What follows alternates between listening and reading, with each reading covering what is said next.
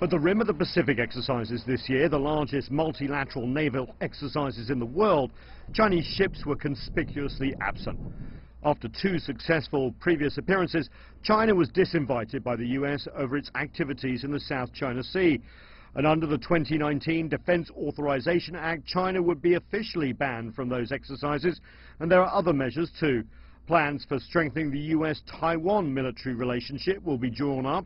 An annual report on China's so-called malign activities in the South China Sea, a ban on the use by the US military of equipment made by Chinese firms Huawei and ZTE, an overhaul of investment rules on national security grounds, and cutting the budget for Chinese learning at US universities that house China's state-backed Confucius institutes.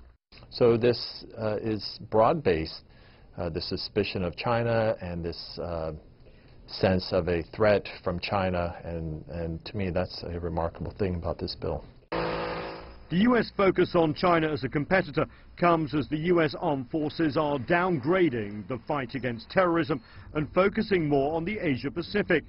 The US Defense Secretary recently visited his counterparts in China and stressed the need for cooperation, but not before criticizing Chinese actions at a key regional security conference.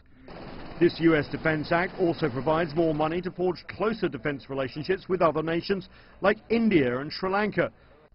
This year saw the first visit of a US aircraft carrier to Vietnam since the end of the Vietnam War. All over the Indo-Pacific, as the US now labels the region, the US is increasing its already overwhelming superiority. What strikes me about this bill is, as you said, the diversity of provisions that deal with China and the scope.